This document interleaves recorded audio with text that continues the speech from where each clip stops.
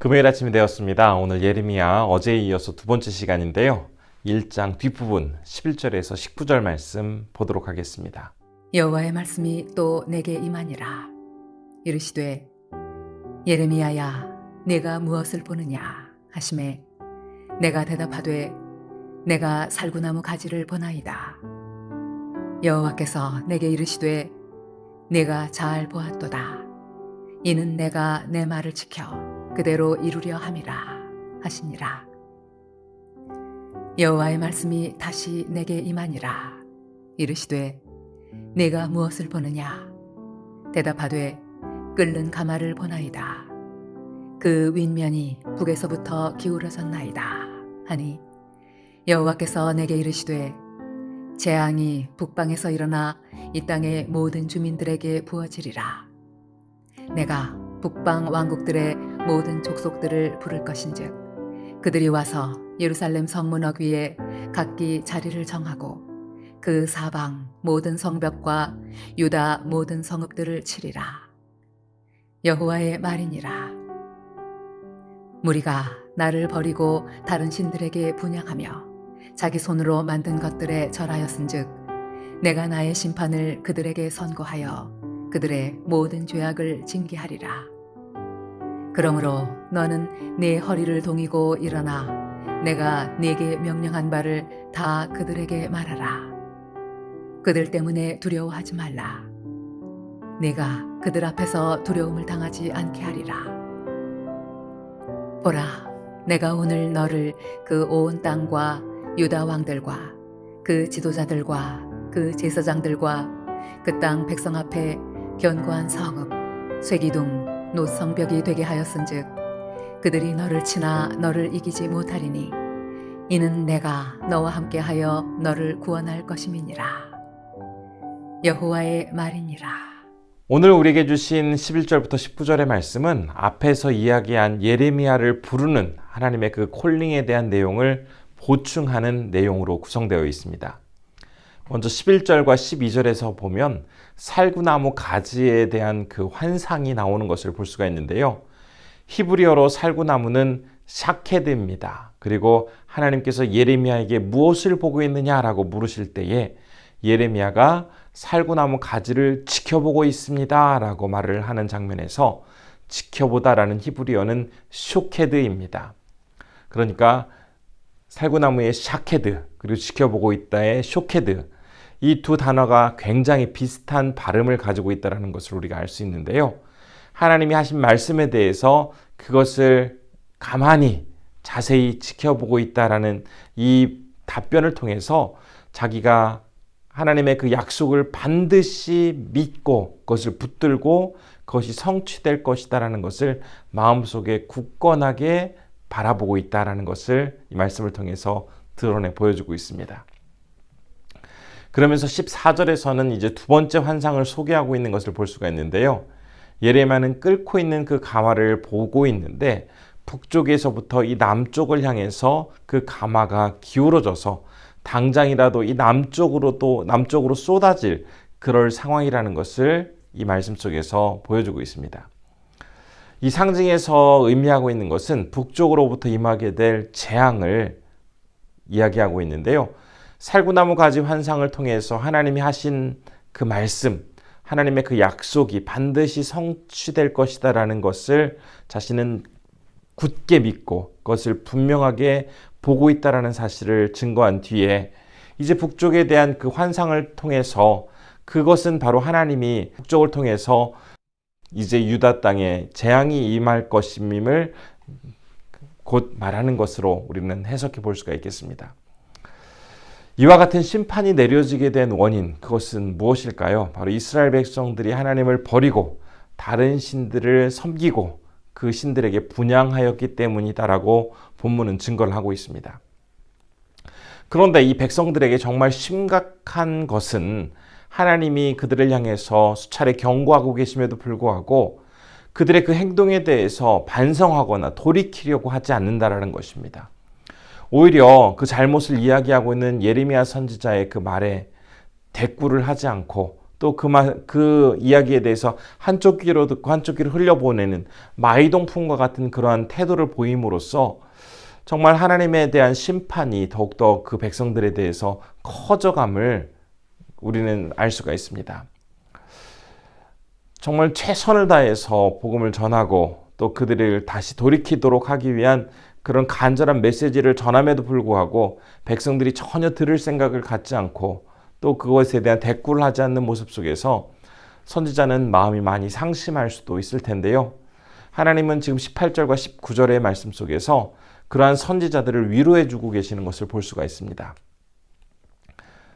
하나님을 떠나려는 그 백성들을 상대할 때에 마음을 단단히 준비하도록 권면하십니다. 그러면서 두려워하지 말고 담대하게 상대방과 맞서라라고 말씀을 하십니다. 왜냐하면 지금 여기서 상대하는 그 대상은 1차적으로 백성들이 될 수도 있고요. 왕이나 지도자와 같은 정치 권력을 가진 사람들이 될 수도 있습니다. 그리고 제사장 같은 종교 권력을 가진 사람들도 다 포함이 되는데요. 선지자는 홀로 서서 하나님께서 주신 그 말씀을 그들에게 전해야 하는 그러한 고독한 사명을 담당해야 했습니다. 그러나 이런 답답하고 어려운 상황 속에서 19절의 말씀 속에서 하나님의 말씀은 굉장히 커다란 위로가 되었습니다. 제가 19절의 말씀을 다시 한번 읽어보겠습니다. 그들이 너를 치나 너를 이기지 못하리니 이는 내가 너와 함께하여 너를 구원할 것임이라 여호와의 말이니라. 오늘 본문이 포함되어 있는 예레미야 1장의 말씀 속에서 하나님은 한 사람을 부르셔서 그를 통해서 당신의 마음을 전하도록 하십니다.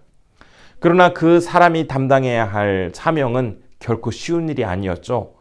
그렇기 때문에 그를 그냥 내버려 두는 것이 아니라 굳게 붙들어 줄 테니 너는 그 일을 믿고 의지하면서 꼭 끝까지 감당해낼 수 있다라고 하면서 용기를 주시는 장면을 이 말씀을 통해서 살펴볼 수 있습니다. 그러면서 오늘 본문 1장 전체적인 내용에서 8절과 19절에서 두 번씩이나 내가 너를 구원할 것이다 라고 확실하게 약속하시는 하나님의 음성을 우리가 볼 수가 있습니다. 이렇게 두 번씩이나 약속한 구원, 그 구원은 과연 어떤 것을 의미할까요? 어떠한 문제 해결 혹은 어려움이나 핍박에서부터 벗어나는 그러한 것을 구원으로 의미하는 것이 아닙니다. 문제가 여전히 존재하고 어려움 속에서 여전히 신음하고 있지만 핍박을 받고 그 힘든 상황 속에서도 하나님이 함께 하시고 도와주셔서 끝까지 자신에게 맡겨진 그 사명을 감당하도록 하는 것, 그것이 바로 하나님이 말씀하신 구원의 의미입니다. 우리는 흔히 기도할 때 하나님께서 내 고통을 살피시고 내 어려운 문제를 해결해 주시도록 기도하는 경우가 많습니다. 그리고 그 문제가 해결되고 고통을 가져다주는 그 상황이 끝났을 때 하나님이 내 기도를 들어주셨다라고 생각을 많이 하게 되는데요.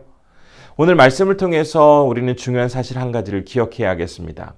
하나님의 구원의 역사는 어렵고 힘든 상황, 그것이 끝나야만 구원의 역사가 이루어지는 것이 아니라 그 상황 속에서 사랑하는 자녀를 결코 혼자 내버려 두지 않으시고 그 고통의 시간을 함께 하여 주시는 것, 이것이 바로 하나님이 우리에게 허락해 주신 참된 구원의 기쁨이라는 것입니다. 본문의 예레미야 선지자는 하나님의 이 말씀을 전한다라는 이유 때문에 참 많은 사람들로부터 무시당하고 조롱당하고 고통을 겪어야 했습니다. 그런데 예레미야 선지자가 당하는 이 고통스러운 모습, 단지 그만 이러한 모습을 당했을까요? 아니죠. 이사야 선지자도 하나님 말씀을 전한다라는 이유로 매맞기도 하고 수염이 뽑히기도 하고 사람들은 그를 향해서 침을 뱉기까지 하였습니다. 그런데 이사야 선지자에게 있어서 하나님의 구원의 역사가 동일하게 임합니다. 그런 상황 속에서 함께 하시는 그 하나님, 그 마음을 담대하게 해주시고 어떤 모욕과 수치를 당한다 할지라도 그것이 흔들리지 않고 마치 견고한 성읍처럼 쇠기둥과 노성벽처럼 그 선지자 이사야의 마음과 모든 상황을 지켜주시는 그 하나님을 온전히 그가 믿고 체험하고 함께함 속에서 그는 하나님의 구원의 역사를 온전히 경험할 수가 있었습니다. 하나님이 함께 하시면 아무리 힘들고 어려운 상황이 닥친다 할지라도 우리는 결코 포기하지 않을 수가 있습니다. 그 길을 끝까지 걸어갈 수 있는 용기와 인내를 우리는 가질 수가 있게 되는 것이죠. 이러한 모습을 가진 사람만이 진정한 믿음을 가진 사람이고 참된 그리스도인입니다. 빌립보서 4장 13절에서는 바울이 이렇게 이야기합니다. 내게 능력 주시는 자 안에서 내가 모든 것을 할 수 있느니라. 이 말씀은 하나님이 나에게 놀라운 힘을 주시면 내가 무엇이든지 아주 훌륭하게 다 해내겠습니다라는 그런 의미가 아닙니다.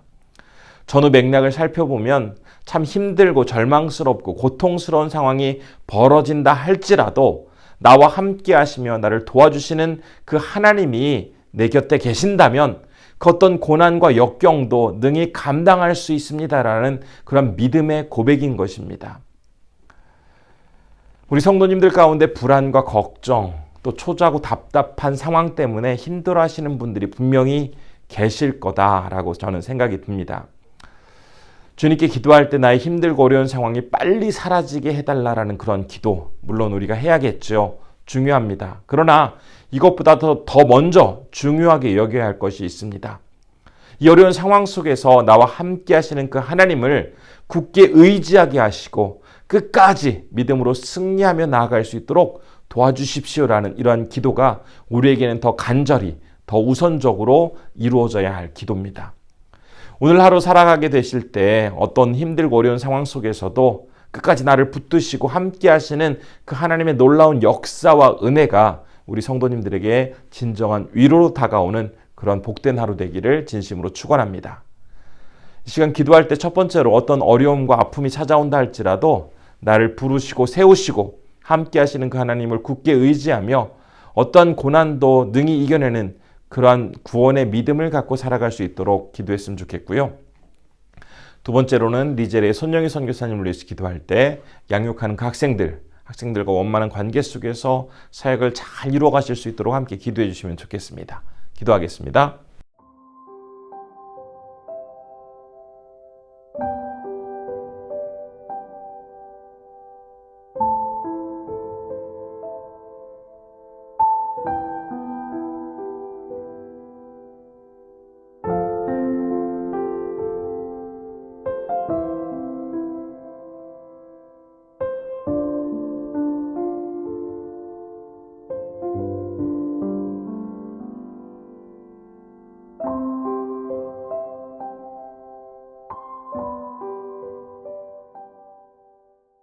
존귀하신 아버지 하나님, 오늘도 우리에게 귀한 하루를 허락하여 주심에 감사드립니다. 하나님께서 참으로 귀하고 복된 자리에 선지자 예레미야를 부르십니다. 그러나 그가 감당해야 할 현실은 너무나 힘들고 어려운 일들만 가득하였습니다.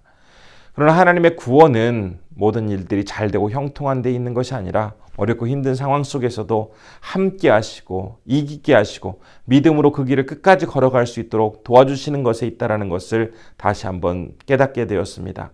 아무리 힘들고 어려운 그런 현실이 내 앞에 놓여 있다 할지라도 나를 구원하시는 하나님, 나와 동행하시는 그 주님, 나를 끝까지 이기게 하시는 그 하나님을 굳건히 믿고 승리하며 나아가는 주의 백성들 되게 하여 주옵소서.